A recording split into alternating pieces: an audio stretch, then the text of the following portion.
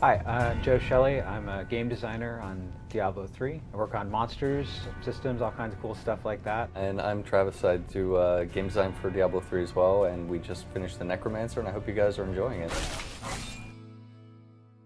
So for the 20th anniversary of Diablo, we thought it would be really cool for players to go back and experience going down through that dungeon, through the cathedral, just like you did in Diablo 1 20 years ago. So that meant we built effects, applied some visual filters to the game to make it look retro without getting out an old PC from your garage. It meant that we updated the sound effects to sound retro. I think fishbowl audio was the technical term we used.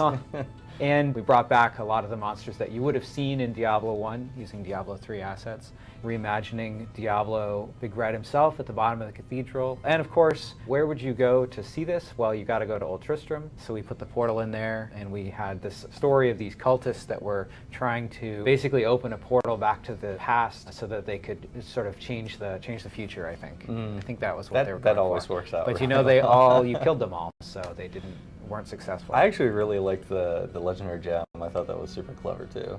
Oh yeah, the red soulstone. Yeah, the red soulstone that sockets into your helmet. That was very cool. Yeah. All that grows must also wither and die. I mean, we knew we wanted to do something really big for the 20th anniversary of Diablo, and when we started talking about the sort of possibilities and the idea of like maybe we'll do a new class, as soon as that was on the radar, Necromancer. The Necromancer is this really dark commander of the dead magic user who sort of raises skeletons and commands giant armies.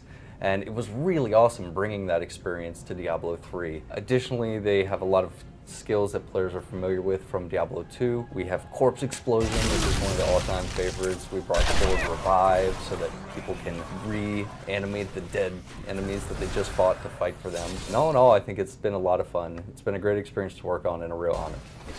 The team was so excited to do it. We had a couple of days where we opened it up and say, make whatever you're excited about. And a huge group of people all came up with a Necromancer. And so we knew that there was a ton of excitement on the team to do it. And so then we fast forward to BlizzCon last year, we were able to show off the first skills for it and get some of that fan anticipation. And you guys really amped us up and got us excited to come in and really go down the line to get it out the door and get it polished up. We also knew that Revive was going to be a big part of the Necromancer class. It's a hallmark of the class from Diablo 2, and being able to bring back essentially almost every monster in the game was a ton of work for us because we had to rebuild those monsters almost from the ground up. It was a ton of work, but it's totally worth it. Yeah, it's so cool. I'm still a little sad. We had a ton of people who were like, hey, what if you can revive Leah or Deckard? Like, how about, let's do something there. Like, maybe we should not. I checked into that. Oh, yeah. And you can't get in the house to where Deckard's corpse is. Oh, no. So if you could just get in there, you could revive him. Oh, no. That's a shame. Poor Deckard.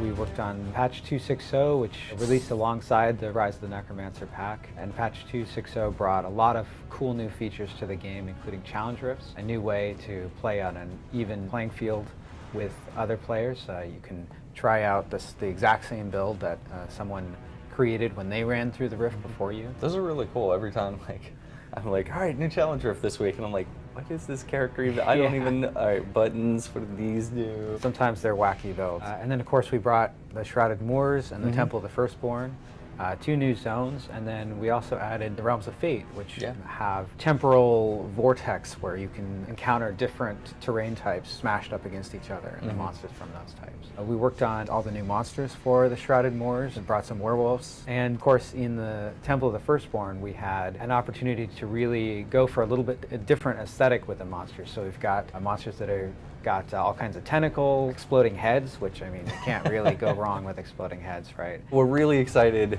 that you guys are going to be able to enjoy BlizzCon this year. Can't wait for it to get rolling. If you're at BlizzCon and you see us, walk up to us, have a conversation. I always love talking